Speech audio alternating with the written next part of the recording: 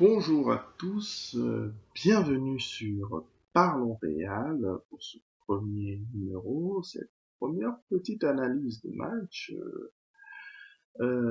Pour ce premier numéro, comme je viens de le dire, nous allons nous appuyer sur le match qui a eu lieu hier, qui opposait le Real à l'Athletic Bilbao.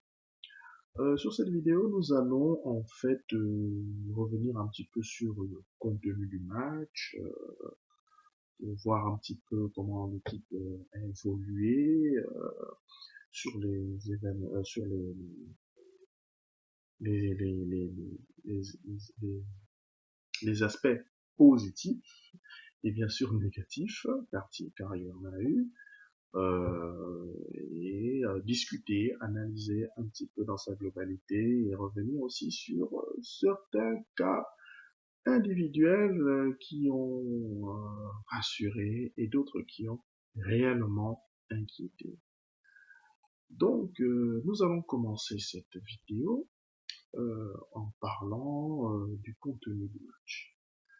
Pour ma part, on ne peut pas vraiment dire que l'équipe a mal joué en tant que telle. Je l'ai trouvée bonne, c'était une bonne équipe, elle a été joueuse, elle a toujours voulu aller de l'avant, toujours cherché à créer, euh, elle n'a pas seulement voulu s'appuyer sur des individualités. Il y avait vraiment un collectif qui était mis en place. Mais le vrai problème sur ce match, le vrai problème de ce Real était plutôt au niveau du réalisme. Et je constate que cette saison, ce n'est pas une première. Si on regarde sur la dernière série de matchs, en enlevant les deux derniers matchs, Ligue des Champions et Liga confondus, c'est-à-dire la confrontation du Real contre le Legia Varsovie et le Real Betis, le Real avait fait plusieurs matchs nuls, mais avait toujours largement dominé son adversaire.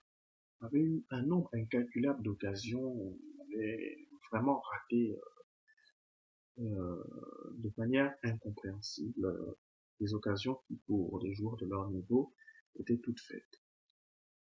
Donc, pour revenir sur ce manque de réalisme, cela crée une véritable frustration euh, chez les joueurs et même chez nous les supporters, parce que je ne vous cache pas que moi, dans mon canapé, j'étais franchement sur les nerfs, quoi. Vraiment frustré. Et ce qui est dangereux avec cette frustration, c'est que les joueurs peuvent perdre le contrôle d'un match qu'ils maîtrisent.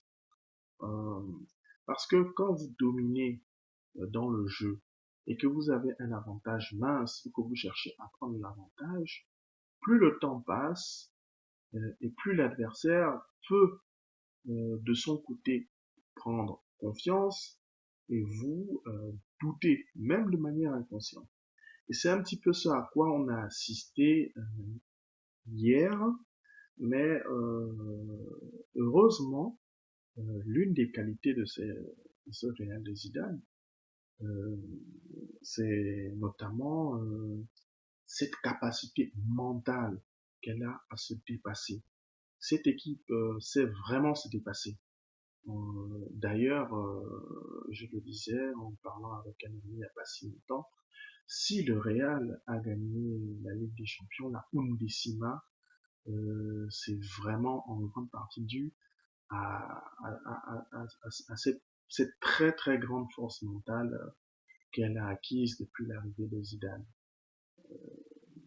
Plus que par les qualités dans le jeu, l'équipe a des qualités, l'équipe a très bien joué, euh, que ce soit hier ou en parlant de la Undécima, mais elle a surtout su être plus forte mentalement que son adversaire, en plus de souvent être plus talentueuse.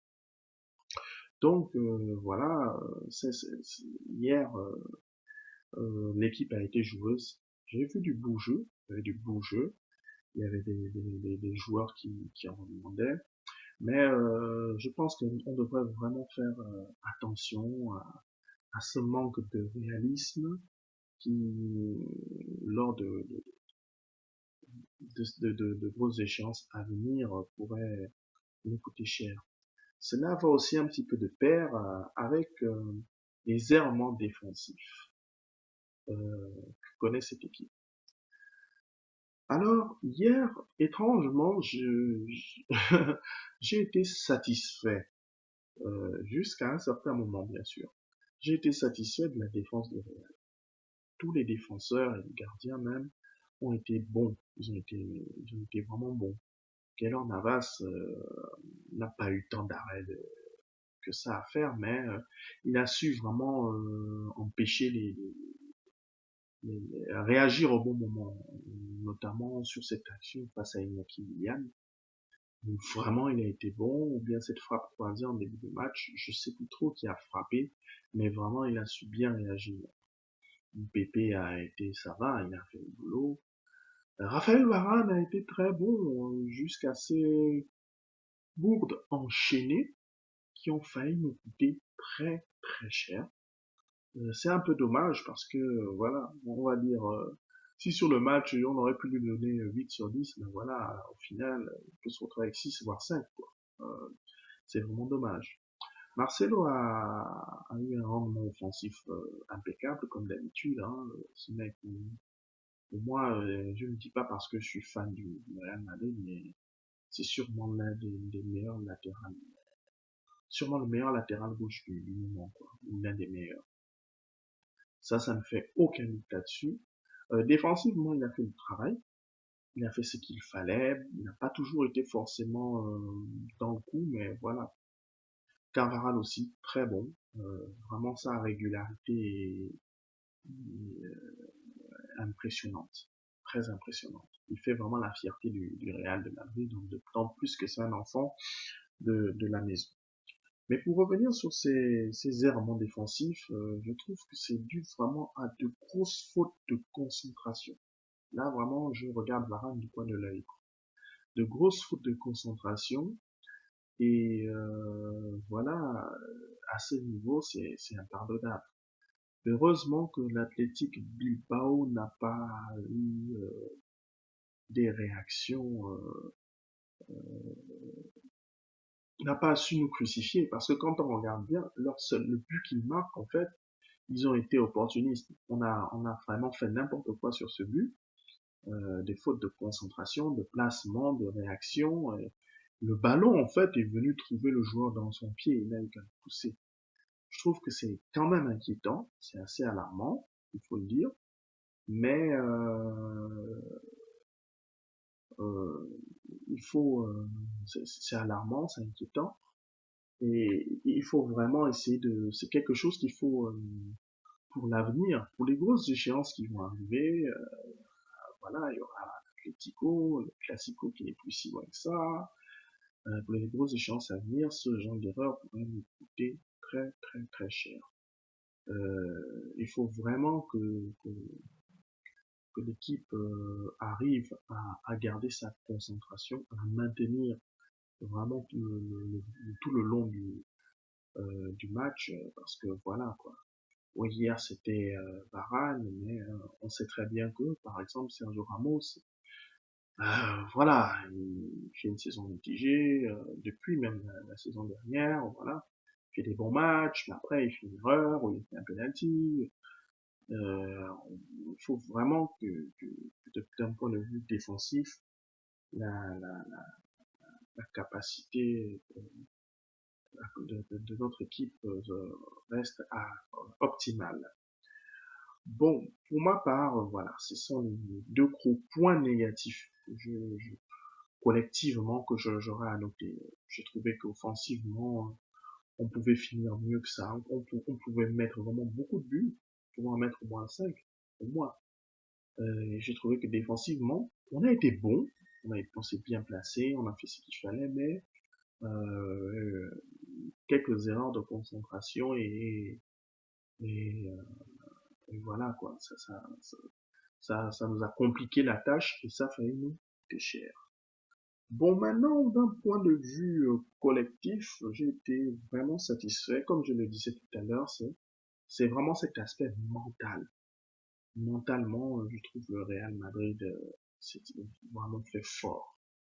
Elle se retrouve, l'équipe a certes le don de se mettre elle-même toute seule dans des situations difficiles, mais elle a aussi le don de réussir à s'en sortir, à se sortir de ces situations-là. Et voilà, on voit comment Alvaro Morata, ça c'est mon petit coup de cœur hier, c'est vraiment débattu, il est rentré, il a essayé, c'est toujours comme ça quand il rentre. En fait, l'autre point positif, c'est vraiment bon, j'en reviendrai dans quelques minutes, mais c'est vraiment les jeunes du Real. Mais bon, je vais un petit peu aller individuellement rapidement sur les différents points positifs comme ça là. Morata qui s'est arraché, il est à la réception du ballon, il est à la passe, il se bat, voilà. Il y a des mecs comme Isco qui n'ont pas forcément beaucoup joué cette saison, mais qui revient bien. Hier, il est allé défendre. Il y a eu une séquence où il était là, il a aidé Marcelo sur le côté gauche à récupérer le ballon, il est remonté, il est le passeur décisif. Il y a vraiment, il y a des joueurs qui en redemandent, quoi. Voilà, c'est un petit peu ça. Donc, je disais, et dans tout ça, ce qui me fait plaisir, c'est aussi les jeunes. Les jeunes du Real, ils sont ambitieux. Ils en demandent, quoi.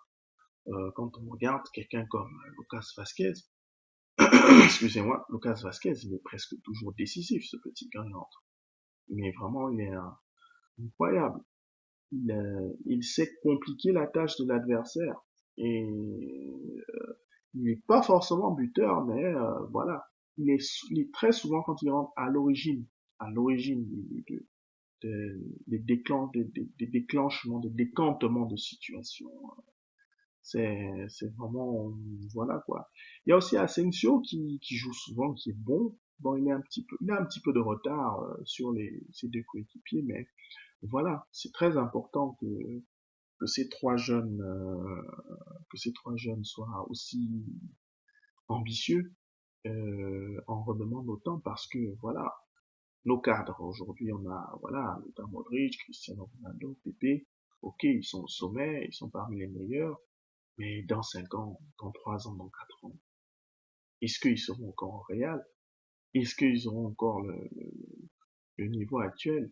Ça, on ne sait pas et on n'en est pas sûr. Voilà. Et il faut que ces jeunes prennent dès maintenant leurs responsabilités pour pouvoir emmener le Real vers les sommets. Voilà quoi. Dans 5 ans, voilà, il faut qu'il soit au top, quoi. Voilà. Morata, il a pris 24 ans hier. Voilà, dans 5 ans, il aura 29 ans. Il devrait être, voilà, aussi bon qu'un Raoul, qu'un Morientes, quoi. Voilà. Ils doivent prendre leurs responsabilités. Et c'est une très bonne chose. Bon, il y a Nacho aussi. Nacho, c'est un peu plus mitigé. Il fait des bons matchs, mais voilà, c'est un peu plus mitigé. Je pense qu'il faut vraiment qu'il arrive à franchir ce cap. Il joue pas beaucoup, mais s'il fait des matchs, il est constant. S'il fait des matchs appliqués, sérieux, voilà, il pourra lui aussi prendre la relève. Mais il faut vraiment qu'il s'y mette. Bon, donc pour résumer, collectivement, j'étais satisfait du match du Real, hormis une carence offensive et une véritable, vraiment un manque de concentration défensif. On va dire que ça a été les points négatifs pour moi pour ce Real. Et j'ai été satisfait du comportement de l'équipe dans la difficulté et des jeunes qui cherchent à s'affirmer. Bon, individuellement, je ne vais pas, peut-être dans une prochaine vidéo, je, je donnerai des annotations comme ça, ou mon avis sur chaque joueur, une note, ce qui j'ai trouvé qui a été bon, qui n'a pas été bon, voilà. Mais là, je reviendrai un petit peu juste sur Cristiano Ronaldo, sur le cas Cristiano Ronaldo, qui vraiment hier m'a inquiété, mais grandement. Euh, Même on a vu au début du match, quand ils étaient dans le vestiaire, là, dans l'allée, en attendant d'entrer sur le terrain, Mais qu'il était là, il était assis, il avait l'air presque déprimé, quoi. C'est vrai qu'on va dire, oui, il prenait sa concentration, mais moi, ça me faisait un petit tilt comme ça dans le cœur que qu'est-ce qu'il y a, Cristiano? Est-ce que, selon vous, comme ça, j'aimerais votre avis, vous pensez que c'est dû à quoi? Pourquoi Cristiano Ronaldo a du mal cette saison? Il a fait des matchs intéressants cette saison, mais globalement, voilà, c'est surtout devant les buts même qui tente, quoi. Hier, un bon Cristiano Ronaldo, il en mettait au moins deux. Mais un grand Cristiano, je pense qu'il se faisait un quadruplé tranquille, sans abuser. Si vous regardez vraiment les occasions nettes de but que Cristiano Ronaldo a eu, et que vous le mettez dans un grand jour, vous allez voir qu'hier, c'était un triplé, un quadruplé, un quadruplé, ce que vous voulez. En tout cas, quelque chose en plaît. Euh, c'est assez inquiétant parce que c'est vrai que physiquement, il a 31 ans, on sent qu'il est un peu en difficulté, mais c'est surtout mentalement. Devant les buts, c'est comme s'il se posait maintenant trop de questions, je sais pas. En tout cas, moi je veux vos avis, vos propositions. Est-ce que, comme j'entends souvent dire, que oui, voilà, Morata, il faut lui laisser plus de temps, Benzema au banc, mais on voit bien que Benzema enchaîne quand même les bons matchs, notamment hier. Est-ce que vous ne pensez pas que, par exemple, pour le prochain ou pour les deux prochains matchs, vous me dites ce que vous en pensez, hein, Benzema et Morata devraient jouer ensemble, vu que Morata c'est le jeune qui a la niaque qui en demande, Benzema c'est le technicien expérimenté. Laisser Cristiano sur le banc, le laisser souffler, peut-être décompresser, peut-être qu'il est stressé, peut-être qu'il a des problèmes, je sais pas. Vous me dites ce que vous en pensez dans les commentaires. Bon, pour ma part, en ce qui concerne Cristiano Ronaldo, je pense qu'il va se relancer. Il s'est toujours relancé. Il a souvent eu des périodes creuses comme ça, où souvent il est souvent au sommet, et puis voilà, ça fait tant de temps qu'il n'a pas marqué. Et puis après, il enchaîne les triplés, les buts, il revient à son meilleur niveau. Et puis voilà. Moi, je pense qu'il va se relancer. J'espère dans bientôt. Vous me direz aussi ce que vous en pensez. Et puis voilà, ce sera tout. Peut-être que vous aurez quelque chose à ajouter. Sinon, voilà, on arrive au terme de cette vidéo.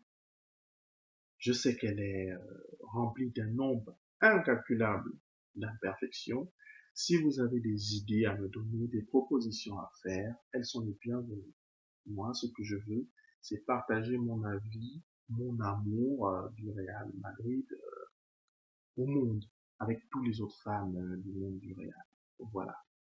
Vous donnez vos points de vue, vous donnez vos propositions, même les Barcelonais, hein, vous pouvez en donner, voilà, parce que c'est d'abord une plateforme footballistique. Je vais beaucoup parler du Real à 70-80%, mais souvent je parlerai des autres équipes ou de l'actualité. D'ailleurs, je profite à dire ainsi que peut-être dans très bientôt, je vais faire une vidéo sur José Mourinho, savoir, voilà, un peu pourquoi, qu'est-ce qui lui arrive. Il semble avoir perdu son mojo, ça, en tout cas son aura. Sur ce, je vous laisse. Une agréable journée ou une soirée à vous et à bientôt sur Parlons Réal et à la Madrid et vive le foot.